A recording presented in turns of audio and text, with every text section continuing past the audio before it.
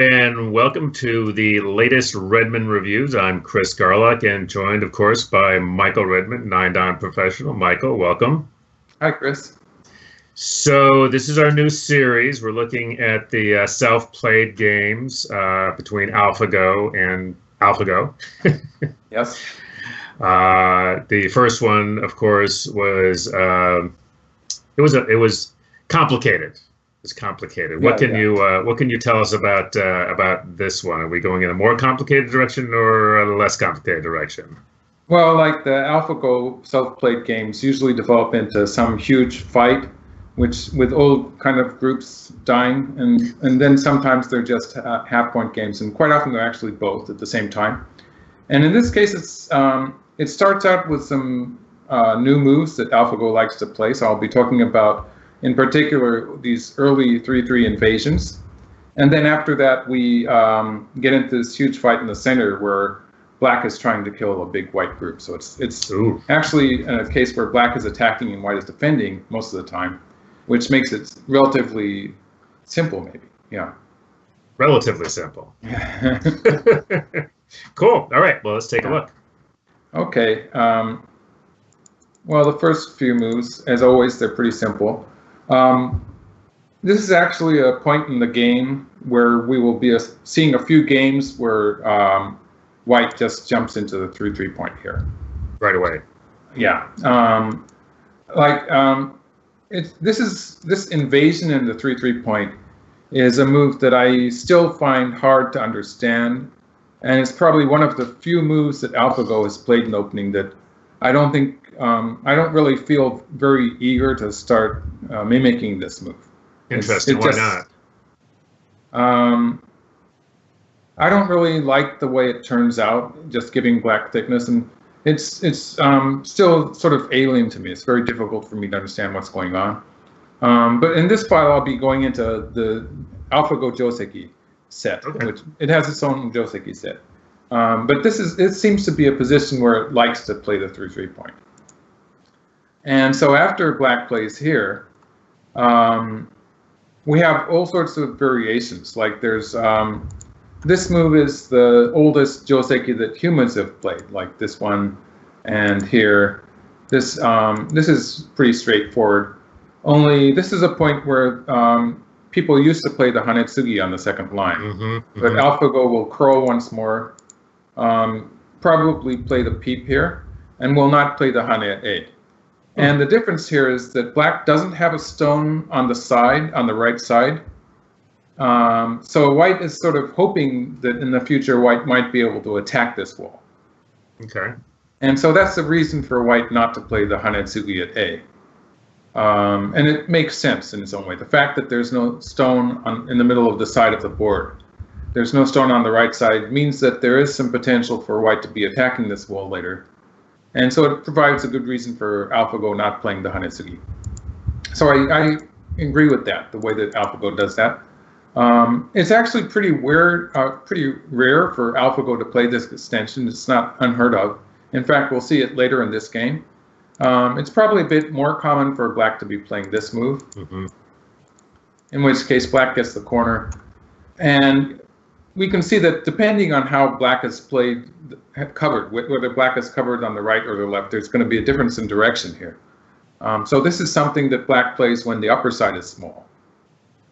And black would play it, of course, in the other direction. If the right side was small, black would just start with covering on the left side. So this gives black a local profit. And so when the sides are small and white has jumped into the 3-3 point, this is something that black can be thinking of doing. So this is another thing that is going to be relatively easy for humans to be using in actual games. And of course, it's a standard Joseki. So let's get back to, now this move, there's also this move. This is also commonly played by human players too. It's been around for a while. And at this point, black has a choice between 3 variations or playing away. And I'll get into those later. There's also the fact that when black extends here, sometimes AlphaGo plays this one. And this is you can find it in Joseki books. It's supposed to be bad. In fact, I don't like it because this happens, and then black can play the cut here. This is a nice Tesuji. The fact that white has extended once means that white has to protect the corner now. So this is what I sort of expect to happen. This is what happens also in the AlphaGo games. And this is a very low position for white. Right, really low. Yeah, I don't like it for white. But AlphaGo does play it every so often. So it's something that I still don't understand, and I think most professional players would say this is good for black. And so there's all this stuff about the 3-3 invasion that I don't really, some of it I just don't like. So there's this move too. This is quite common. This usually ends with a similar result to this move. It's very similar. There's this move that has been in human games, and AlphaGo doesn't play this one very much. And I think I have a reason for that, because in this variation, when black extends here, this is something you see every so often, but that A-B exchange is actually bad for white. And it would this variation would be good for white if there was not that exchange. But with that exchange in, it's probably pretty good for black. So I think I agree with AlphaGo not playing that Ke underneath in this. Sorry, this attachment underneath. I agree with AlphaGo for not playing it. So bumping against here is a move that looks good. So far, actually, although AlphaGo has its own set of joseki, up to this point, everything that AlphaGo is doing, it looks pretty normal up to this point. Right. And this is where the human players would usually be, this is the most common variation. And this is sometimes played by AlphaGo too. This is one of the variations, but also AlphaGo will be doing stuff like this and like this. So we'll look at this one first. Let's look at this one first. This is the simpler one. It takes a local loss, but black gets forcing moves at A or B, and black's only going to get one of those two forcing moves, because whichever one black plays, white's going to capture the one stone. So black's going to get a forcing move at A or B, and locally this is bad for black, but we'll see later in the game that in some cases it can be played. There's going to be an example later in the game. When black plays here, this is where it gets a bit different from what we've been seeing. Like black can play here, and now black has two choices. Black can, the double hane is the more straightforward one. Obviously, the hane ones that black played on the right is making it impossible for white to capture this stone now. So white takes the one stone here, and if black plays here, now it sort of digresses. Like this is the joseki that was played in AlphaGo's game against Ke Jie.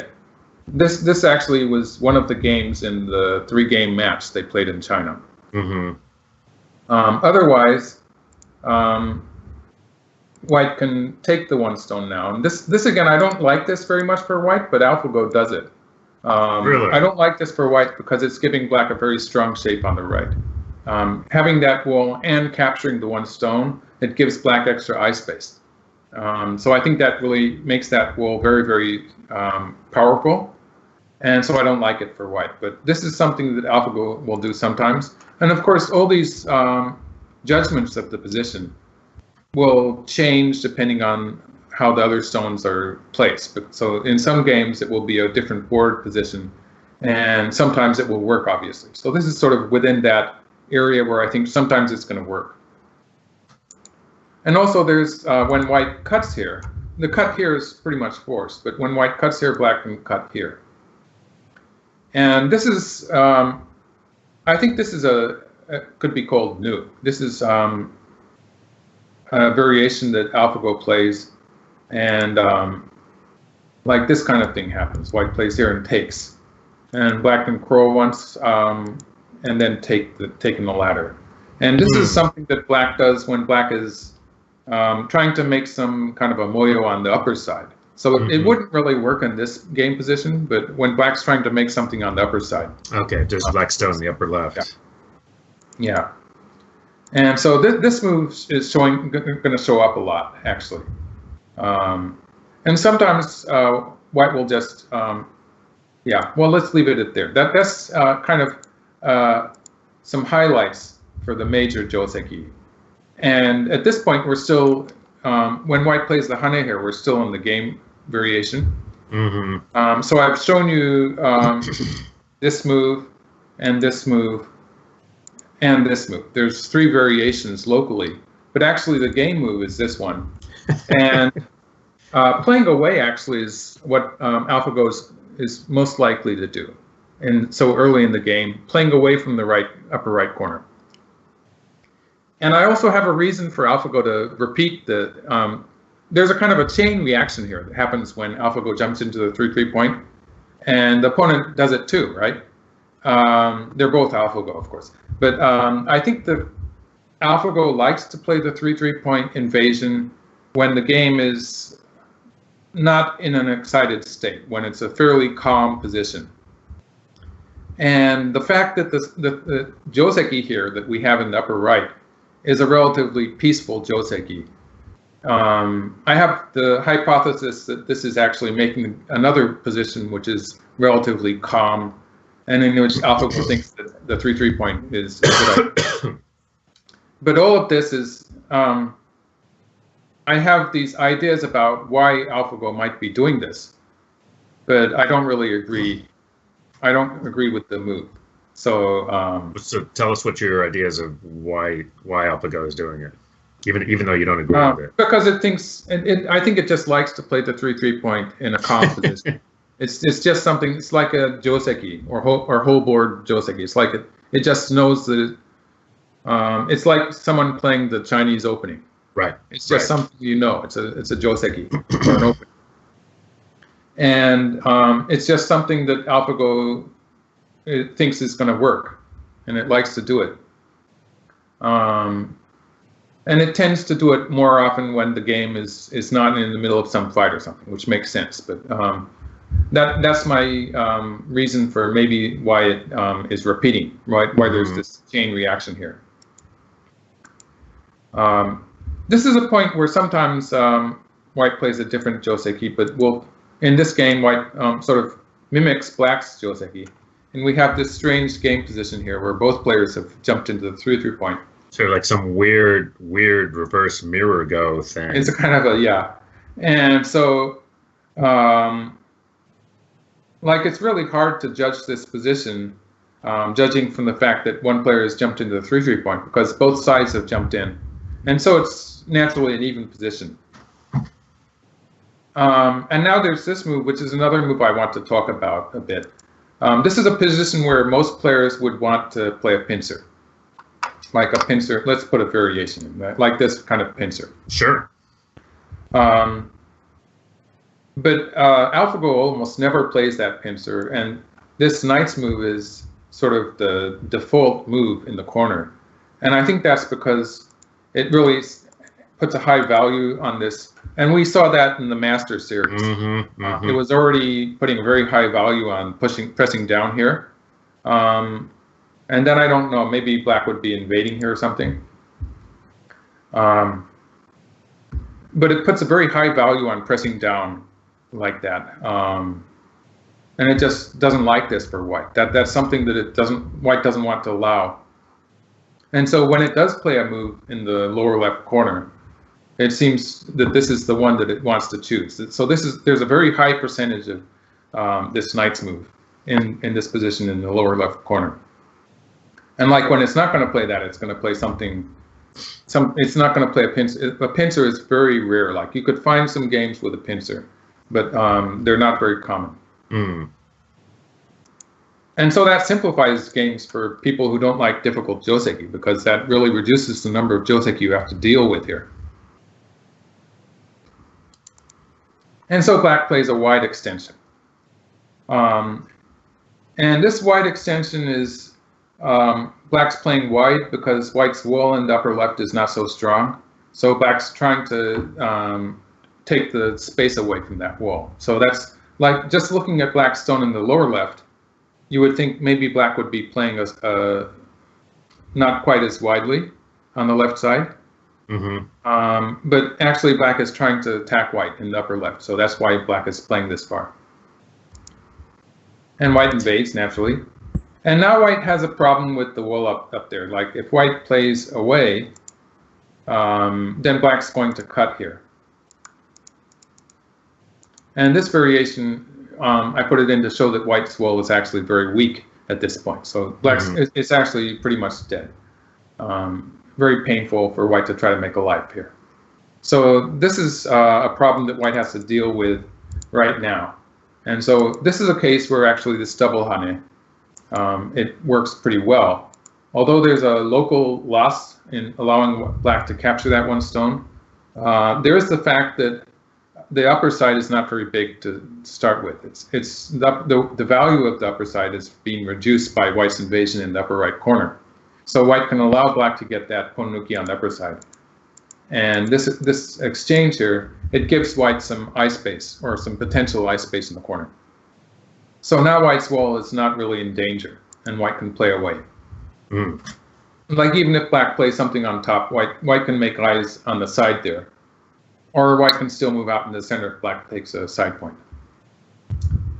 And so that makes sense. And this is a point where black would usually play an attachment in the corner, right here. This is kind of the standard, almost a joseki. It's the way black makes shape. And I'm expecting something like this to happen, and white will peep here. And black really has to choose here whether to connect. If black connects on the second line, black's going to have a eyeless group there, or potentially eyeless group.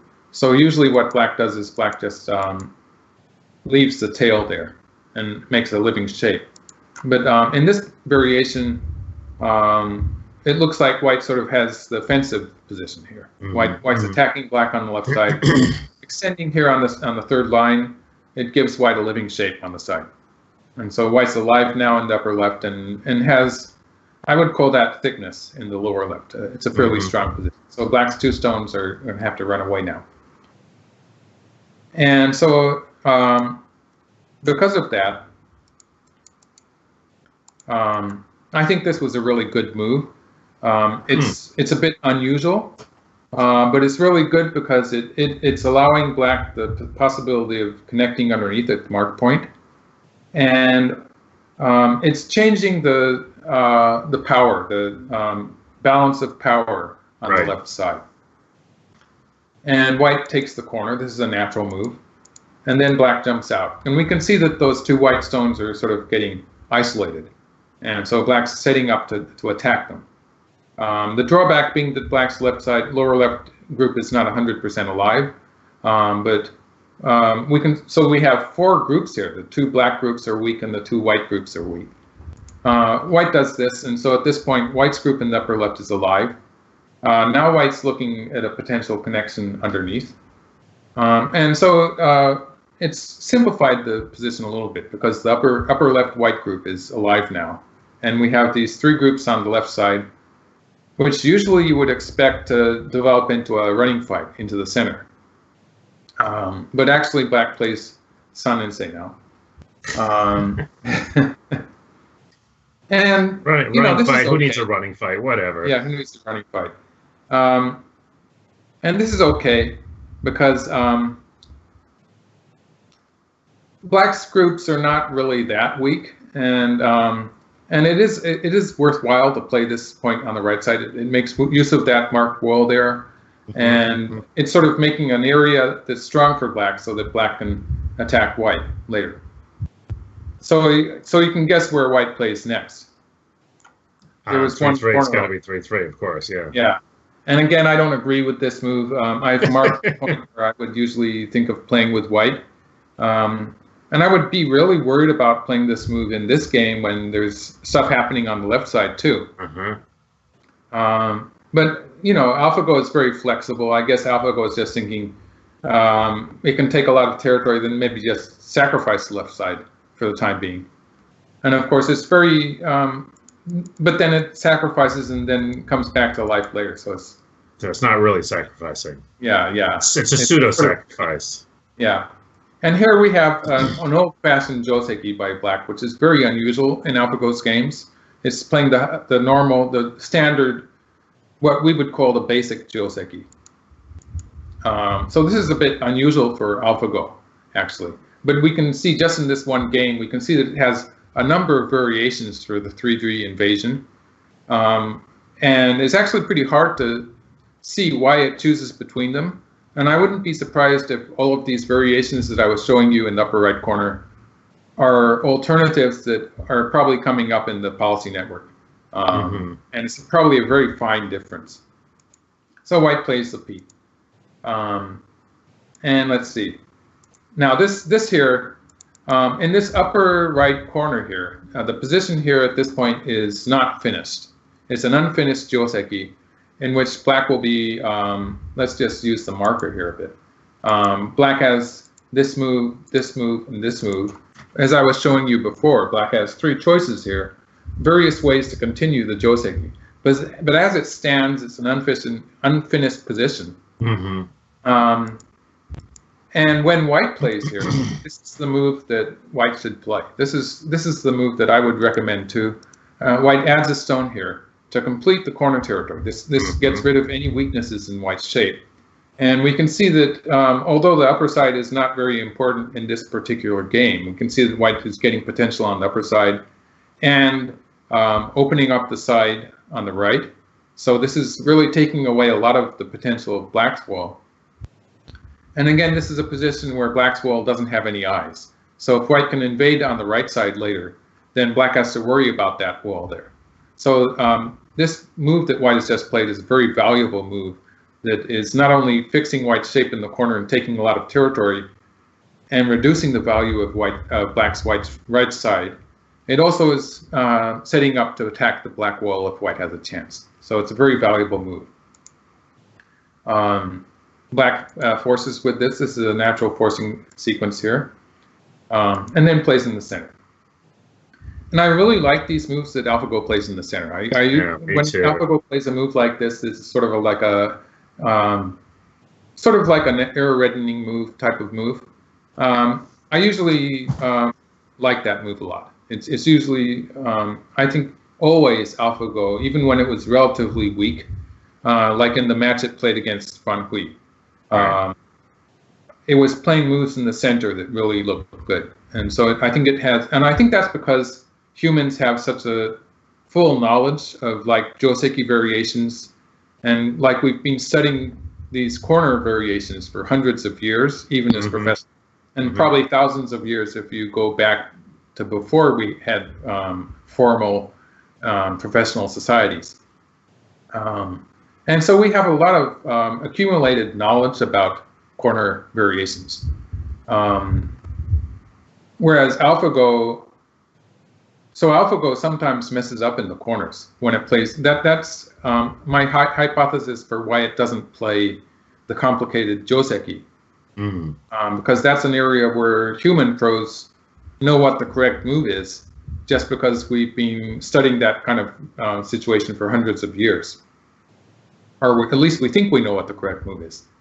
And in these Joseki variations where humans have studied them very deeply, I think actually humans have a chance to do better than AlphaGo and to find the mistake. Whereas in the center here, every position is going to be different, and it's just the human experience is maybe less valuable compared to AlphaGo's experience. And so assuming that AlphaGo makes mistakes in the center still, even if it makes a mistake, it's going to be a lot more difficult for us to find it because we're not sure what the right move is either. Well, and I would think that in those kind of situations, AlphaGo's ability to keep track of everything is going to be an advantage. Yeah, because it's just so much more computing to be doing in the center. Exactly. That's probably something that dealing with a lot more data is something that the AIs are supposed to be good at. So compared to humans, right? So that could be part of it, yeah.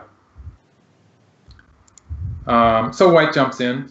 I like it. Yeah. Well, this is a very safe invasion for white because white does have that connection up to the upper right, and we can see that white is really trying to White is looking at the possibility of attacking black in the upper right. So black has to be careful about that wall there. So that explains why black is playing on the top. A kind of a Takemiya type move. Like Takemiya is like this. You'll see him just allowing the opponent to trash his side territories very easily.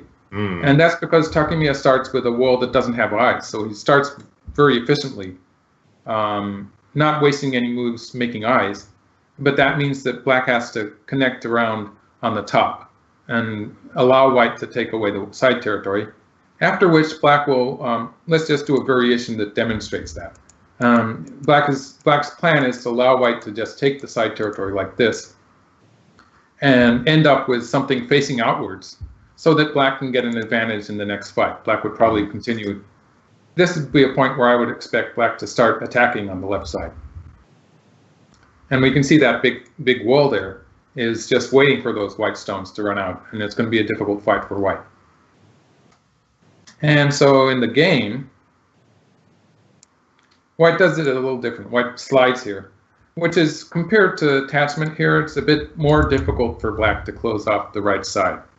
And the fact that it's not an attachment against the black stone, it gives it a little bit less momentum. And so there's the danger of black switching to this side. Whereas if white had played an attachment here, black would be sort of forced to answer directly. The fact that this is not touching the black stone allows black to play on this side. So when you play this kind of a sliding move, you have to be aware of that. And in this case, it turns out that white's just okay with that because the upper part of the side there and the lower part, like white can extend. Let's just add one move here, and I have a variation showing that. If black plays here, black can cut white off from the corner, but white can live on the side. And at this point, there's various things that black can try to make a more severe attack, but there's just too much room in that area there on the right side for black to actually have a good attack going. And so this is not really going to work for black. So instead, black plays on the outside, and now white takes the one stone. And we can see that the fact that white played on the second line there, it gives white a bit more potential to crawl into the right side area there next. So this white group is alive now. And we can see black did this thing on the left side here and then left it. It was just because this was a forcing move too. So it's really interesting that AlphaGo sort of dances around the board a bit here when it has multiple forcing moves. It doesn't really stay on the same part of the board. It goes back and forth. I don't really know why it does that. And now white crawls. Locally, this is like if white just takes the one stone, it will be easy for black to cut off those two stones. It makes sense to play the crawling move here. And now this is a point where the game is going to change radically depending on how black continues. Because the natural way to play, the way I would suggest is good, is just to play these forcing moves and cut off white's two stones there. Now, if black does this, these two white stones on the left side are very, very weak.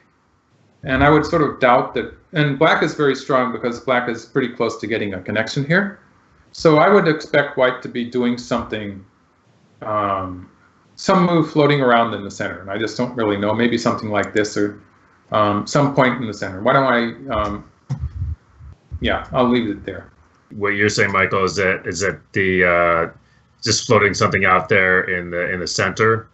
Yeah, and depending on how black responds, I guess white would be moving into the right part of the center, or maybe saving those two stones on the left after all. Gotcha.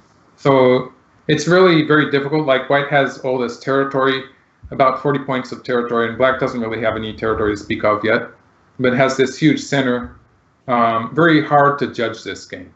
Yeah, it's because I would be very worried with white actually, because it's a very strong position black has there, and so there is the question of how does white make eyes even.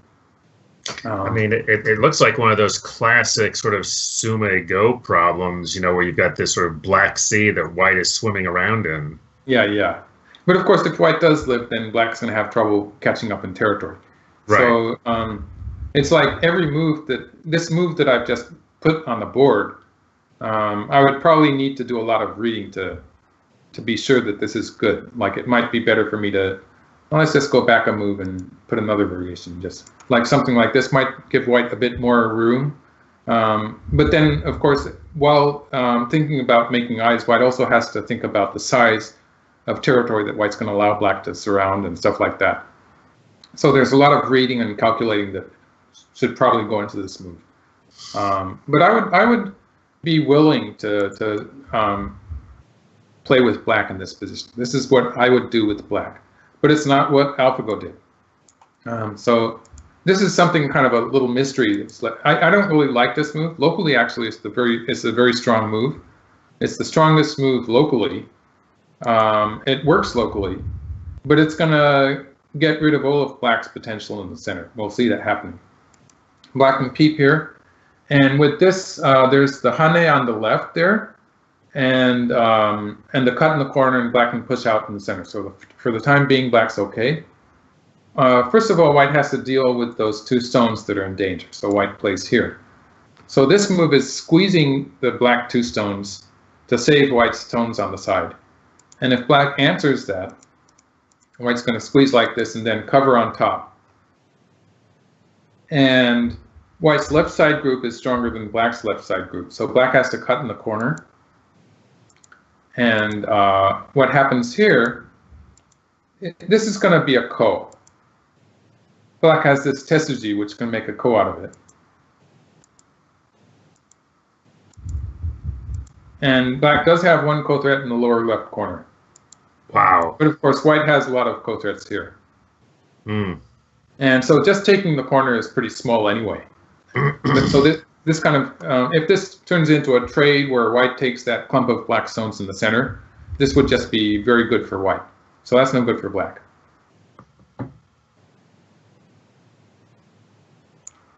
So going back to this move, that means that black cannot save the two stones. So black pushes out here, and we get this trade.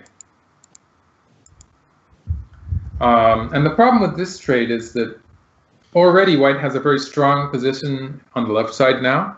Mm-hmm. And that means that black stones in the lower left are beginning to be a liability. So when white plays moves toward the center, black has to worry about those stones on the left side. Sure. And black's profit is in the upper left corner. But the fight there is not completely over yet. And white plays this move, which is really strange. There's no reason for white to play this exchange here. But AlphaGo does that sometimes. You know, it plays a forcing move. And I suppose if black plays something on the outside now, AlphaGo is saying that it'll be satisfied just to live in the corner. But there's no reason for white to play this exchange, even if we assume black answers it. I don't see any valid reason to play this exchange. Right. But it's something like AlphaGo loves to play forcing moves. I think there's just something there that we haven't caught on to yet, that it just likes it. So this is just if we ignore that move there, that exchange there in the corner, this looks pretty reasonable, a way for white to continue there on the outside. And we have this white group floating on the outside. And black's just gotten about 10 points in the corner. So the territorial trade there, in which black took the corner, and remember that corner could have been a black territory anyway. It was a shape where there was a cut in white shape, and white got some territory back on the left side. So the territorial trade is about even, and we have this white group floating around in the center, and the black group in the lower left is not so strong. So at this point, if black starts to surround that lower right area in the center, black starts to surround that, then black's going to have to deal with the weak group in the lower left also. And if we're looking at territory, white has a sizable lead in territory. Like that upper left black territory is the only territory that black has. And so looking back at the whole variation here on the left side, when black has not really gained very much territory and is losing a lot of potential in the center, I just don't like it for black. Like that white group on the left side was in the other variation, it was looking almost like black territory, right? Let's see how far I can go. Yeah, this one here. In this position, it was looking like it was a black territory. And in this variation, we have it just it's looking more like a weak black group, and so I just don't like this for black. Yeah, no, I see what you're. Yeah, but of course, yeah, that sort of changes though when black is going to try to kill this white group in the center. And so at this point, this is where black's strategy in the game, you could say it changes, or it is decided at least, in that all of my reasoning for this to be bad for black is based on the fact that I'm expecting black to try to surround the territory in the center, in which case the left side would be a big liability. Right. When black tries to kill this white group in the center, the white group in the center is always going to be bigger than black's group on the left side, so white cannot make a trade. So as long as black is chasing white around in the center, white doesn't have time to exploit black's weakness on the left side. And black's actually pretty directly. It's like there are a lot of nuances and variations in which something else could happen, but pretty much throughout the game from here on, black is trying to kill white's group in the center, almost throughout the game. And so it's in that when that happens, I guess this is also one way that black can play. It's a completely different fight than what I expected. But let me just ask you a question about that. So you were, frankly, as I was thinking, okay, you look at it, you say, okay, black needs some territory.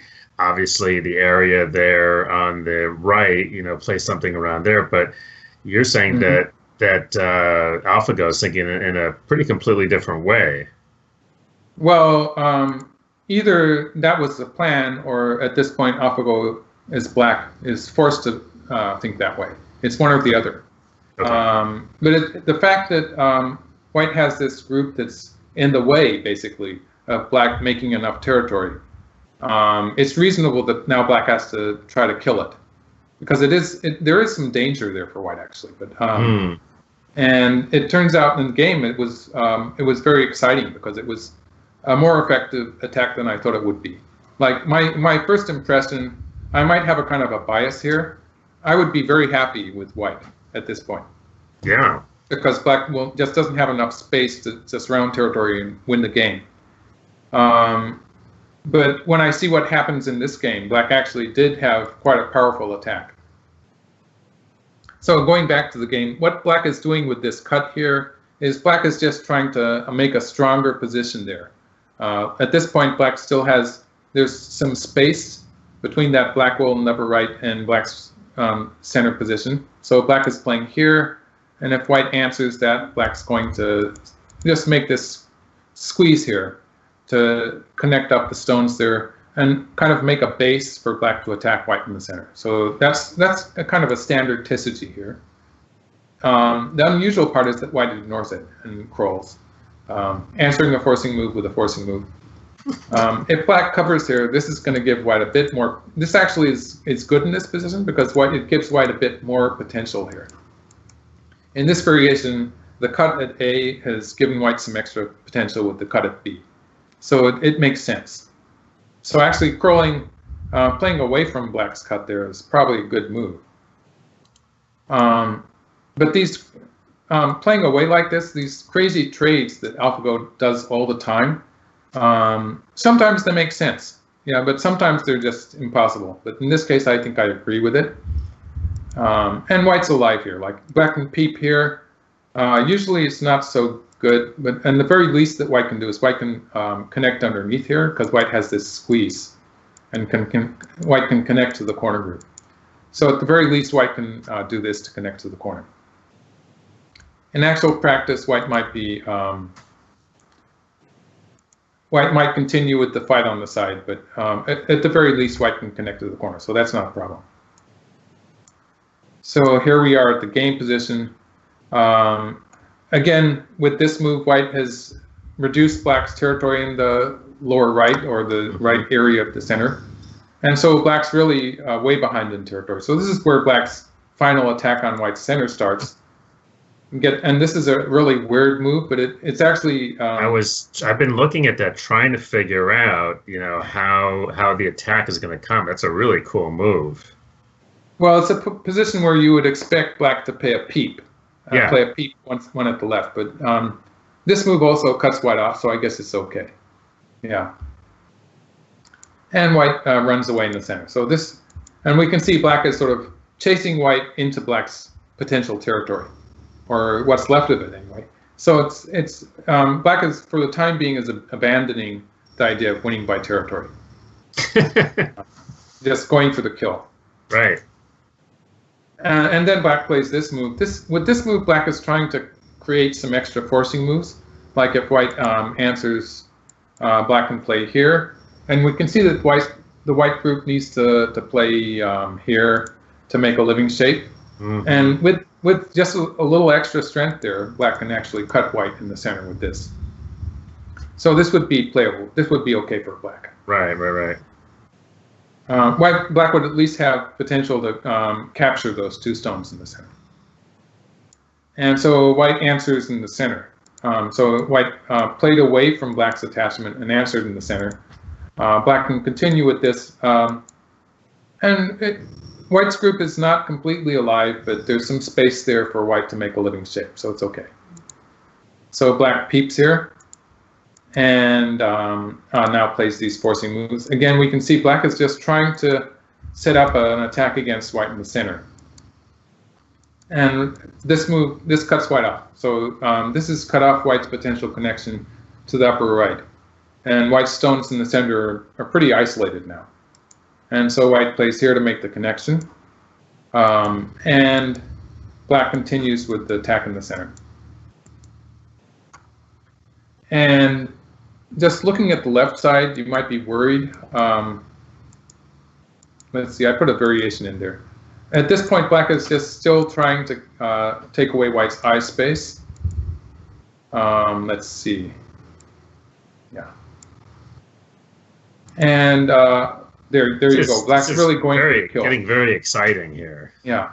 So white has one eye now, and there's actually it's a position where I would be feeling there's like this a very dangerous position for white actually. So just going back to just a few moves to this point, or even further to somewhere around here, this looks like white's going to have no trouble living.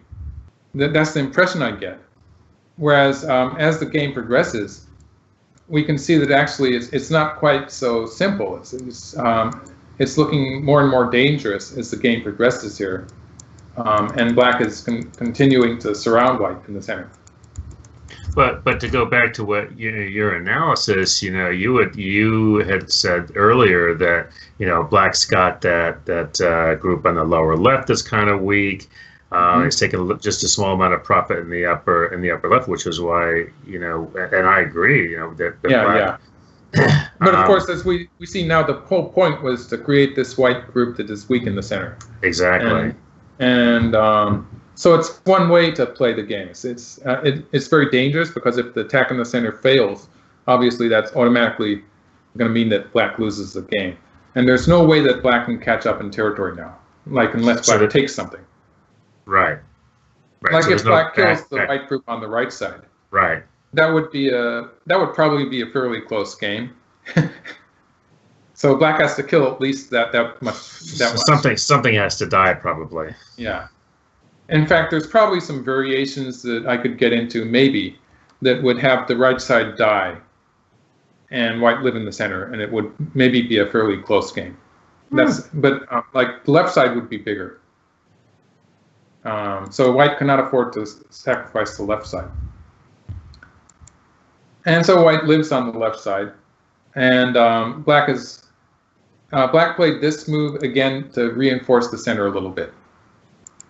But white has to live here, and now black connects. At this point, I would be really worried with white, and black is continuing to surround the center. But there is a problem here. just to give you a little hint at what's going to happen in the end. In the end, this black group in the lower right is going to die. This big wall here, and there is a point where I think black had a different move, but in a lot of the fighting is pretty forced, and so there's a momentum there that leads to that. And thinking of that, actually, this is a point in the game where black has a chance to reinforce the lower right wall here while attacking white, and I'm going to go into that. Okay, yeah, show me, because I'm not seeing it. Now, this is the point where, in some of the variations, white might just throw away this group on the right side, and it would be a fairly close game. Right. But I don't think, I wouldn't be ready to do that if I was white. So let's say white just continues to live here, and white can live with the connection on the side, and then black plays here.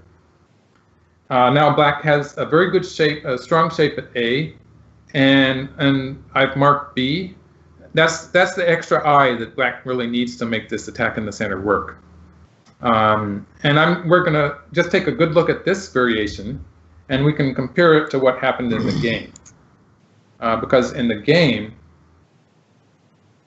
when black escaped here, this is what happened.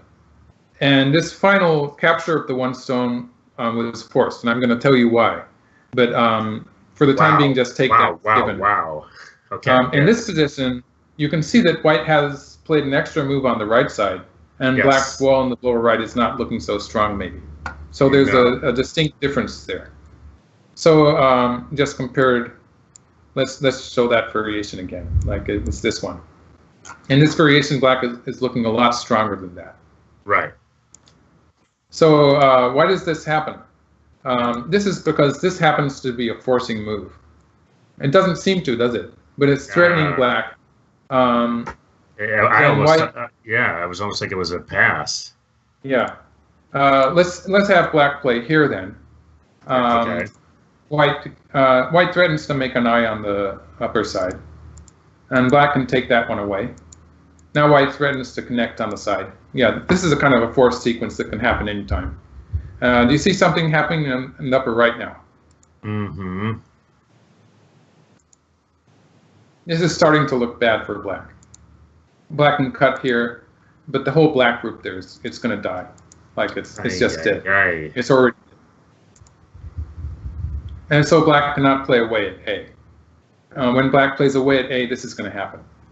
And so basically, black needed that capture there at some point. Okay. Black needs this move at some point. Right. So this was a point in the game where black could have sort of forced white to play that connection on the right side in order to make this this capture happen. So this would be a very efficient sequence for black. And this would be black would kill white in the center. So I would go back to this point and say that maybe white would be doing something like this and just sacrificing the right side. And you think it would be close then? I think I would choose to play with black, but it would be a close game. Okay. Okay. I'm not going to go into the 150 move in game. No, it's fine. We've got the SGF file for folks to take a look at, so that's okay. I'm just not going to attempt to calculate that. It's very difficult. My feeling is that it's okay for black. Yeah. Right. Right. But in the game, black played here, and white got this exchange. There is one other chance that I think that black had, but it's getting very complicated here. Actually, I think there was game number 2 where there was all these weak groups, semi-dead groups all over the place, and it ended up in this huge co-fight on the right side. I remember like it was last week. Yeah. Well, that was a really complicated game to figure out, just because all these various things were happening. In this game, it's a bit more straightforward because it's just the white group in the center. Right. But actually, in some ways, it was even more difficult because of the difficult in the fight that's going to happen now. in the lower left area. Yeah, and I'm going to say that I take your point about how this is a more, it's to focus on here, but it's really not just focused on the center group. I mean, there's other things in play as well. That's what's kind of cool about it. Yeah, it's just the fact that white has to take advantage of various weaknesses in black's shape. It makes that this fight in the center, in the end, it's going to involve black on the left side, and it just now is involving black's group in the upper right. And of course, finally, it will have to do with black's group in the lower right. So there's all these black groups that get into trouble because black is just playing very strongly and trying to kill white in the center. Sure. And it's that's kind of a pattern we see in the AlphaGo games. Like anything that doesn't have two eyes is liable to get into trouble. Yeah. So this is the point where, yeah, go ahead. No, I mean, if it doesn't have two eyes, then it looks like a potential lunch to AlphaGo. Right, yeah. And this is actually threatening white on the right side. Like if white plays away, black can kill the white group. So this is pretty straightforward. So white answers here. With this move, white has reduced the potential there. So black can actually answer this move. This move is just, as it stands, white's alive now. And so black switches back to the upper side, taking away white's eyes. And white plays here. Now this fight in the center is really very, very difficult. And it involves the fact that black's left side, the lower left group, that's sort of just a kind of a group of scattered stones, it's not very strong. So black will end up having to add stones to that group. But I have the idea that maybe black could have played the hanging connection here. And at this point, I haven't found a way for white to live. So let's go into that a little bit. White can force with this move. And after this, nothing really is happening in the center. Like, let's see. There's this move, but black can connect. And we can see there's a wedge there on the right. There's a wedge. Let's just go a few more moves.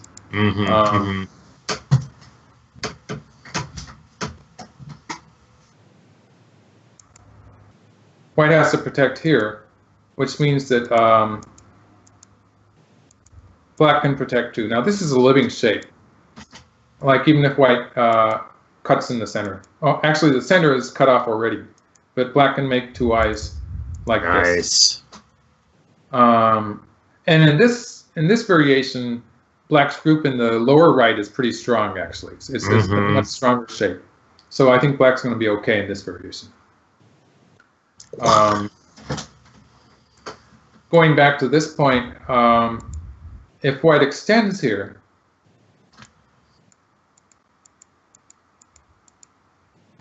now this actually resembles the actual game. It's very close to what happened in the actual game, but in the actual game, black did not have the option of playing that Atari at A.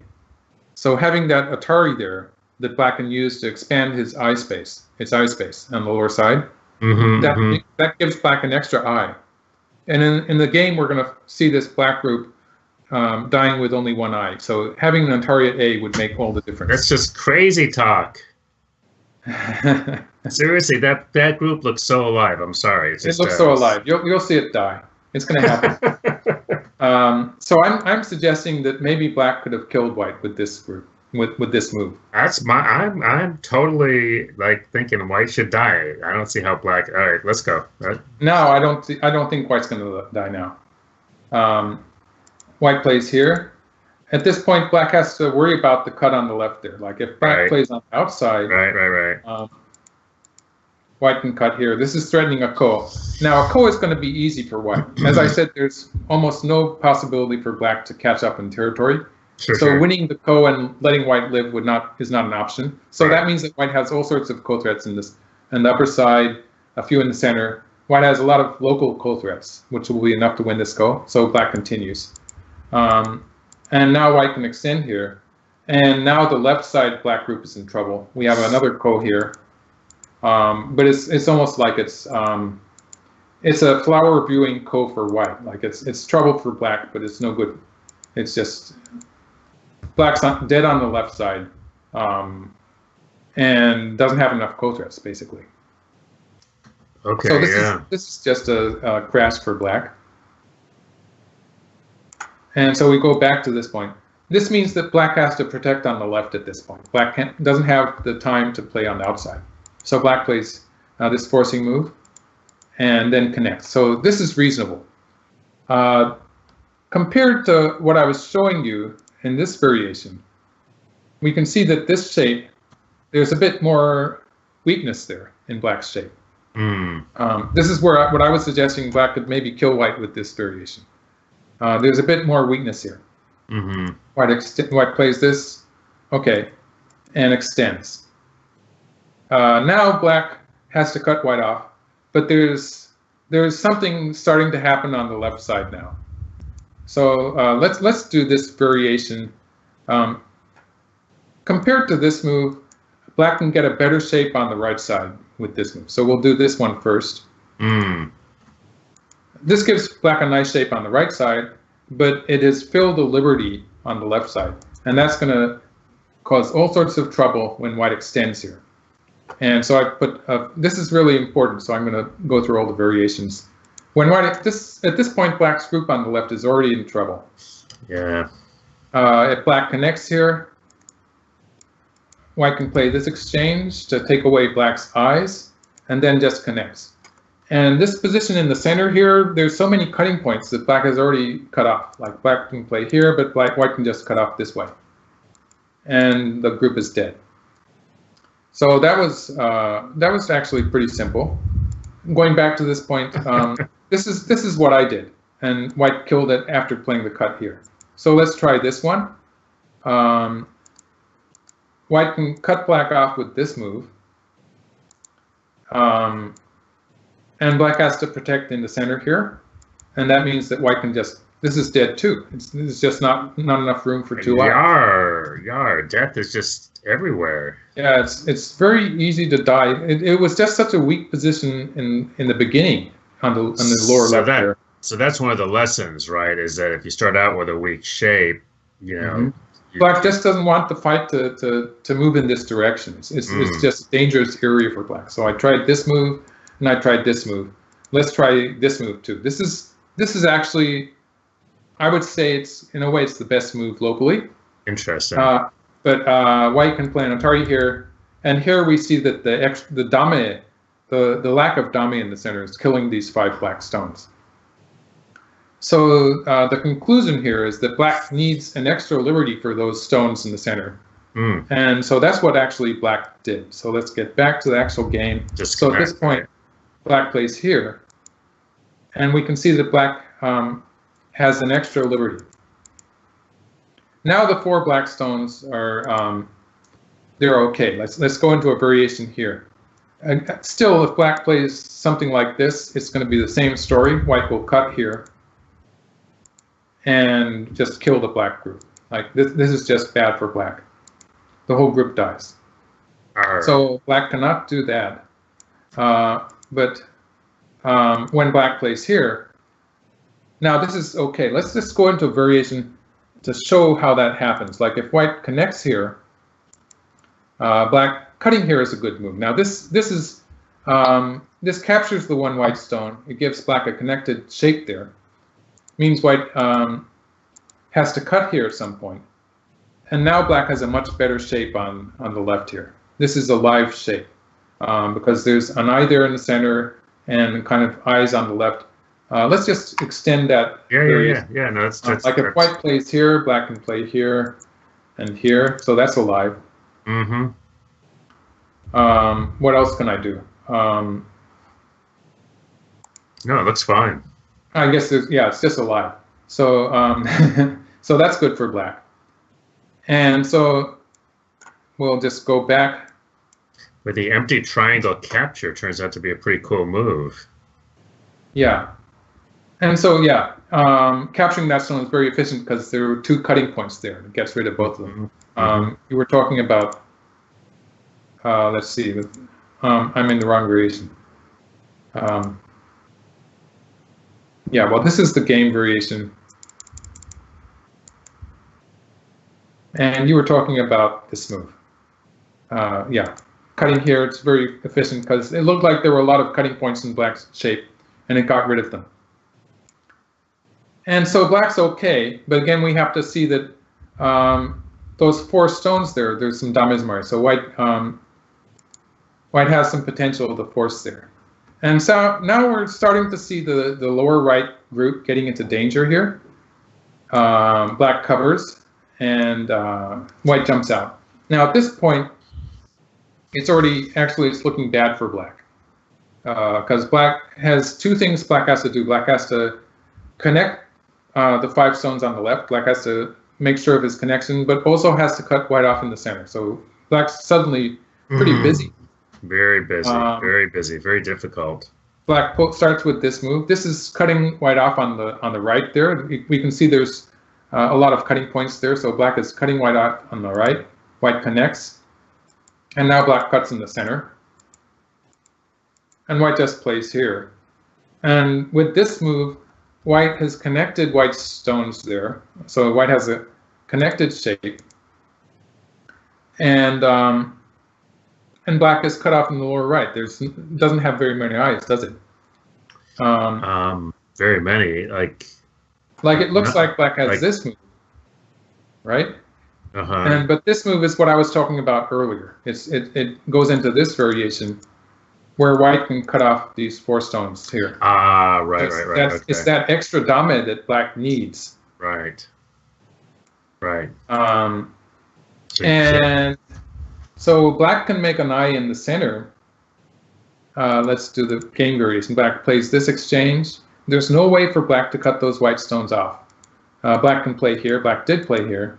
So black has a potential eye there, but no other eye. So this is where black sort of goes berserk and plays this move, which has no meaning. But, you know, there was a point where I was complaining about these moves that no human pro would play, definitely. Yep. It's sort of embarrassing to play that kind of move. But the point is black is losing anyway. And so so I guess it's okay for AlphaGo to play those moves when it knows it's not going to affect the outcome of the game.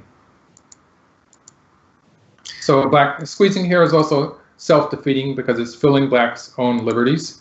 But of course, whatever black does, there's no way black's going to win this semi against the white group in the center. The white just has too many liberties. So again, this is technically it's bad, but it doesn't have any effect on the result. And black tries to make an eye. At this point, white plays the Tari. And I was talking about this before. White's just establishing the forcing move at A so that white can kill the black group. And black has black doesn't even have an eye on the lower side. White can play the monkey jump and kill that eye too. And so there's no way that black can live now.